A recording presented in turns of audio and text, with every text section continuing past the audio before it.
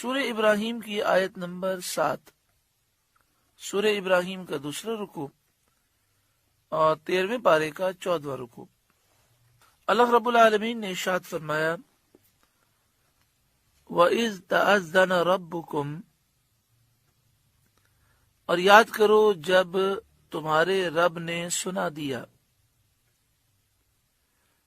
لَإِن شَكَرْتُمْ لَأَزِيدَنَّكُمْ، کہ اگر احسان مانو گے تو میں تمہیں اور دوں گا،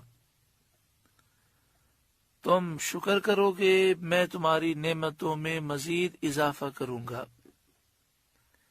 اس آیت سے معلوم ہوا کہ شکر سے نعمت زیادہ ہوتی ہے۔ شکر کسے کہتے ہیں یا شکر کی اصل کیا ہے؟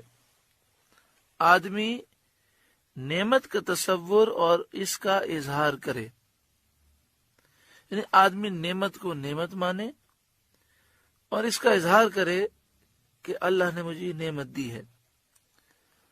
شکر کی حقیقت یہ ہے کہ اللہ کی نعمت کا اس کی تعظیم کے ساتھ اعتراف کرے،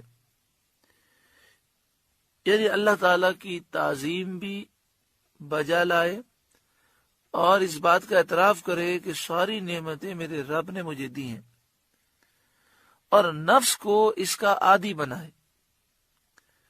نفس ایسا عادی ہو جائے کہ بس ہر وقت وہ اللہ کی نعمتوں کو یاد کرتا رہے اور یہ اسی تصور میں ہو کہ میرے رب نے مجھے یہ دیا، میرے رب نے مجھے یہ عنایت فرمایا۔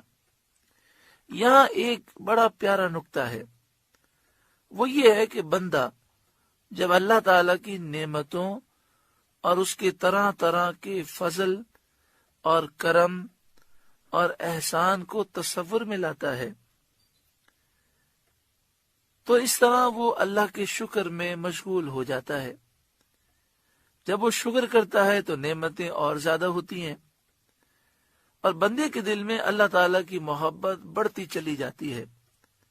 یہ مقام بہت بلند و بالا ہے۔ اس سے اعلیٰ ایک اور مقام ہے کہ نعمت دینے والے رب کی محبت یہاں تک غالب ہو جائے کہ دل کو نعمتوں کی طرف التفات باقی نہ رہے، اس کی توجہ نعمت کی طرف ہو ہی نہیں۔ تو پہلے انسان نعمتوں کو یاد کرتا ہے، شکر کرتا ہے، اس سے اللہ کی محبت بہت بڑھ جاتی ہے۔ پھر محبت کا وہ غلبہ ہوتا ہے کہ دل پھر نعمتوں کی طرف توجہ نہیں کرتا، صرف اللہ کی محبت میں گم ہوتا ہے۔ یہ مقام صدیقوں کا ہے۔ اللہ تعالیٰ اپنے فضل سے ہمیں شکر کی توفیق عطا فرمائے۔ اللہ نعمت عطا فرمائے، اس نعمت کے بعد انسان گناہ کرے، اس نعمت کو اللہ کی نافرمانی میں استعمال کرے، نعمت کے موقع پر گناہ کرے، تو ایسا شخص اللہ تعالیٰ کا ناشکرا ہے۔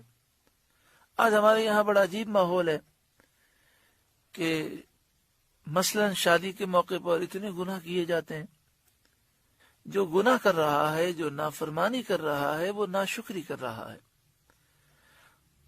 جب بھی نعمت ملے، شادی کا موقع ہو یا اور کوئی موقع ہو، اللہ تعالیٰ دولت عطا فرمائے، اللہ تعالیٰ صحت تندرستی عافیت دے، تو انسان کو چاہیے کہ گناہ نہ کرے اور شکر بجا لائے، فرما برداری کرے، تو انشاءاللہ نعمتوں میں مزید اضافہ ہوگا۔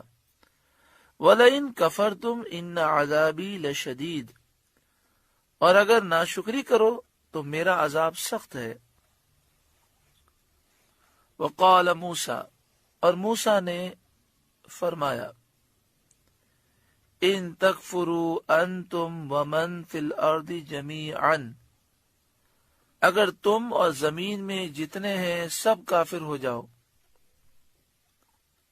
اگر تم سب کے سب کافر ہو گئے تو نقصان تم خود اپنا کرو گے اور تم ہی نعمتوں سے محروم رہو گے۔